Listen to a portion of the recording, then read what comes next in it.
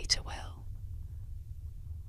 In ages past, before the Erdtree, the lands between were wild and untamed. Countless tribes, dragons, and giants roamed freely, but then came a distant power, reaching down from the stars. The greater will sought to impose order, to shape the world to its design.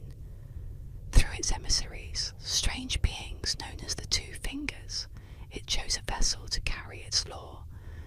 Queen Marika, the Eternal. Marika was gifted the Elden Ring, not a jewel of gold, but a cosmic force, a set of rules that defined reality itself.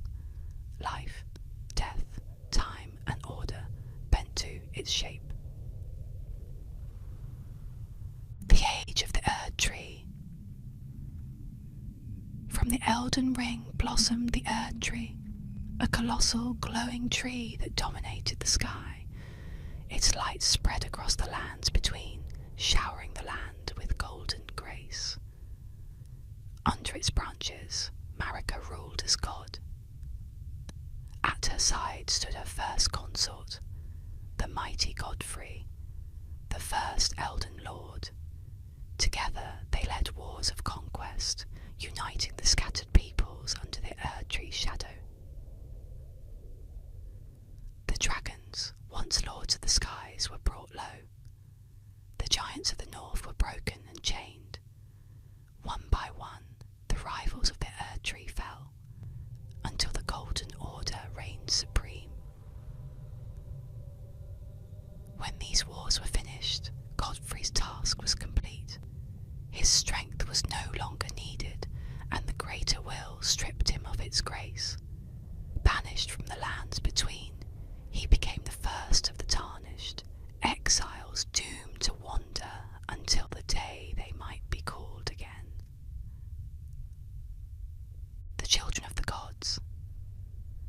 Marika, eternal and divine, bore children who inherited fragments of her power. With Godfrey, she had demigod offspring. Later, she took another consort, Radagon, a red-haired champion of battle. Together they too had children, weaving a tangled lineage of divine heirs. These demigods were not equal in power, nor in ambition. Some sought knowledge, others strength, others dominion over life and death.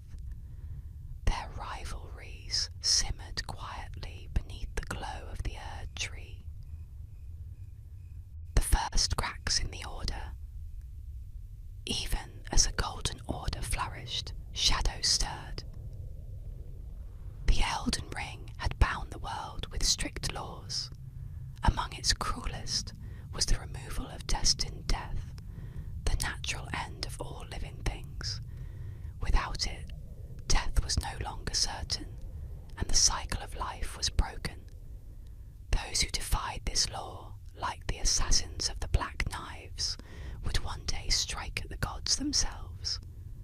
But the greatest fracture came not from without, but from Marika herself. For reasons shrouded in mystery, rebellion, despair, perhaps even love, Marika turned against the greater will. Taking up her hammer, she struck the Elden Ring and shattered it into countless pieces. The shattering. The consequences were catastrophic. The Erdtree still stood, but its order was broken. Without the ring, the Golden Order collapsed. The fragments of the ring became great runes, each carrying vast power. The demigods, Marika's own children, seized these runes for themselves, and with them they plunged the lands between into war. The War of the Demigods. This was the age of the shattering, when brother fought sister, friend betrayed friend, and the very earth was scarred by their battles. General Radahn, master of gravity, held back the very stars. His might was unmatched, his armies vast, but his pride was his undoing. Millennia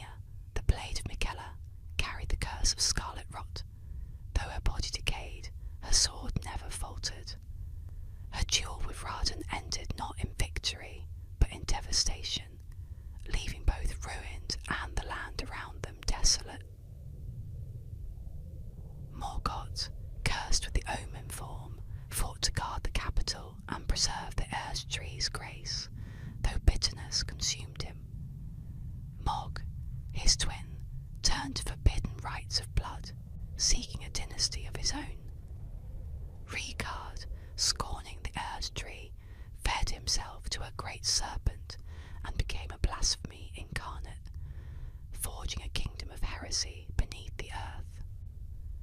Renala, queen of the full moon and abandoned wife of Radagon, retreated into her academy, obsessed with sorcery and the rebirth of her children. And Rani, daughter of Marika and Radagon, made her choice. She rejected the greater will entirely. In secret, she orchestrated the Night of the Black Knives, when assassins slew Godwyn the Golden, Marika's firstborn son. Rani shed her flesh and bound her spirit to a doll, vowing to lead the world into an age of stars, far beyond the reach of the Erdtree. These wars brought no victor. The demigods killed, corrupted, and consumed, but none could claim the full might of the Elden Ring. Their hunger only deepened the chaos, and the lands between sank further into ruin, the fall into stagnation. And so, the world lingered in this shattered state. The Erdtree glowed still, but its grace no longer flowed freely. The once mighty lords were broken, their kingdoms rotting, their armies reduced to ash and madness. The lands between became a realm of decay, scarlet rot spreading through swamps and flesh, cities crumbling into dust, sorceries twisting reality itself. The demigods endured, locked in stalemate, clutching their fragments of power, but unable to wield them fully. The Golden Age was over. The world stood still, fractured and waiting. This is the history of the lands between, a realm shaped by a god's will, crowned by a radiant tree, ruled by a queen who turned against her master. A world broken by ambition, by betrayal, by the hunger of demigods who inherited fragments of eternity. The shattering left the lands between a ruin of its former self, a land of endless war, corrupted faith, and lingering sorrow. What future may come is uncertain, but the past is clear. The Golden Order is no more, and the Age of Gods has fallen into silence. Thank you for listening, and I hope you enjoyed the story of the world lore of Elden